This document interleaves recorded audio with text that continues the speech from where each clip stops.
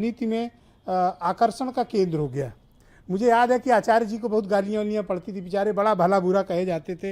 इनको लोग कहते थे, जब ये ब्राह्मणों का मुद्दा उठाते थे, इनको जातिवादी संत कहा जाता था, पता नहीं क्या क्या कहा जाता था।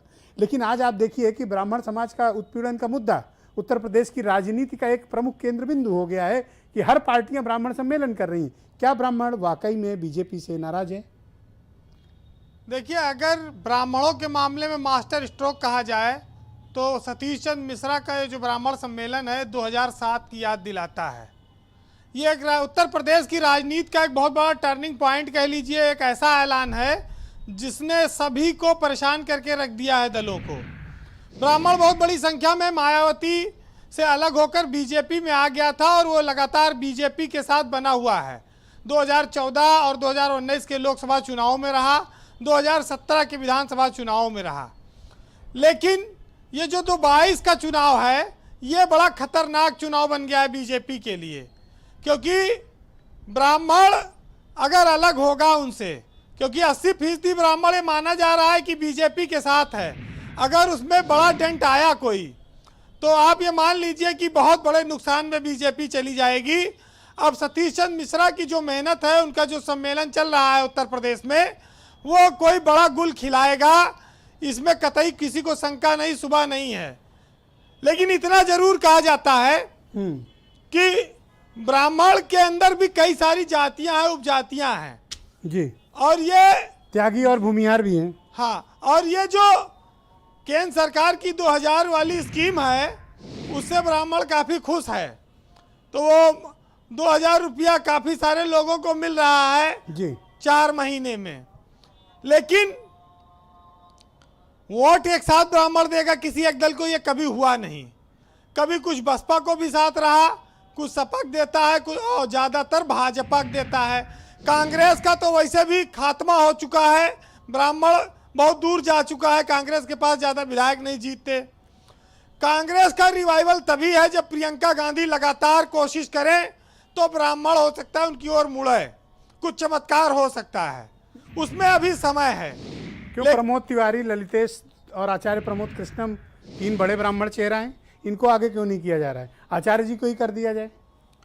जब तक कांग्रेस कोई मुख्यमंत्री पद का उम्मीदवार ब्राह्मण नहीं घोषित करती, तब तक ब्राह्मण कांग्रेस को वोट देगा नहीं, ये मुश्किल है। अब उसमें पार्टी के बड़े नेता वो अपनी कोशिश करते रहें, लेकिन सीटें बताती हैं कि ब्राह्मण उनकी ओर नहीं आ रहा है। जब राहुल गांधी चुनाव हार गए अमेठी में, विधानसभा में इनके पास गिनती के लोग हैं, तो ये बात कहना पड़ता है। दूसरी बात, चर्चा इस बात की भी होती है मार्केट में, समाज में, कि भाई अखिलेश यादव को भी कुछ ब्राह्मण नेताओं को और आगे करना चाहिए। पवन पांडे हैं, माता प्रसाद पांडे हैं, संतोष पांडे हैं, अभिषेक मिश्रा, सनातन पांडे। लोहिया जैसा नेता नहीं है आज समाजवादी पार्टी के पास, जनेश्वर मिश्रा जैसा नेता जो ब्राह्मणों को अपनी ओर खींचे। दीपक मिश्रा समाजवादी चिंतक, ब्राह्मणों को काफी वो भी लिखते थे सपा में, लेकिन वो शिवपाल के साथ चले गए। कई सारे बड़े बड़े नाम हैं, उनको फिर से ढूंढ के लाना पड़ेगा और एक बड़ी मजबूत टीम बनानी पड़ेगी। परशुराम चेतना परिषद रही तमाम, मनोज पांडे हैं। अब इसमें ये इशू छिड़ा है तो इसको आर पार ले जाना पड़ेगा किसी न किसी को। ये आम आदमी पार्टी ने ब्राह्मणों का मुद्दा सबसे पहले उठाया। संजय सिंह ने 14 मुकदमे झेले, इनको कुछ मिलेगा ब्राह्मण समाज से, या ये सिर्फ जगा के निकल गए?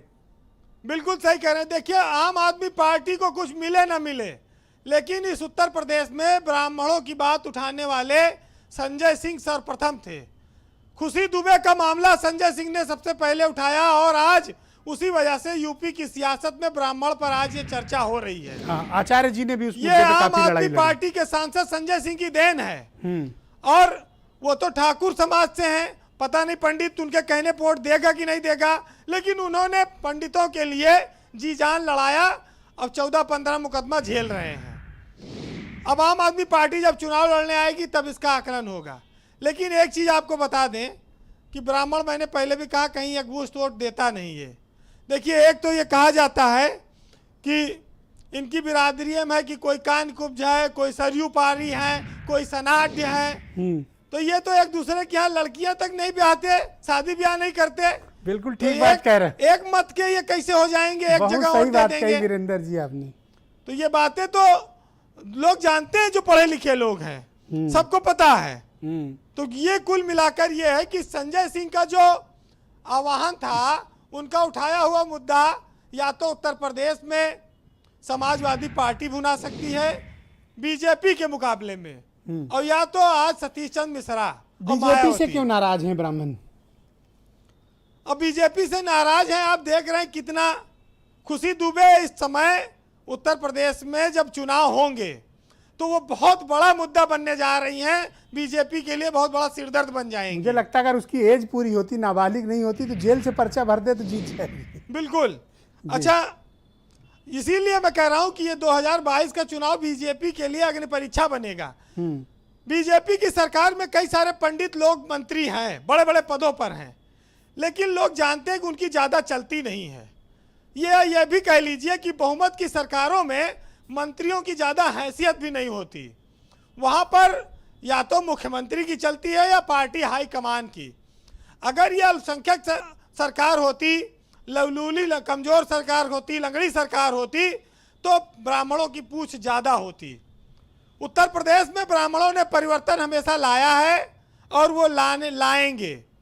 अब बीजेपी इसको कैसे रोकेगी वो देख ले, क्योंकि खतरा तो उसी को है सबसे ज्यादा। जी वीरेंद्र जी, कुल मिलाकर यह है कि उत्तर प्रदेश का चुनाव ब्राह्मणों की सियासत पर केंद्रित होता जा रहा है और सतीश चंद्र मिश्रा इस महफिल को लूटने में लगे हैं।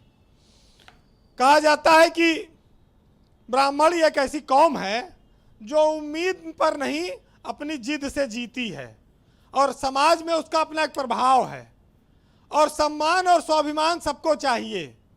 और उसकी खातिर भी भाई कहा गया कि ब्राह्मण संघ बजाएगा, हाथी बढ़ता जाएगा, तमाम नारे आए।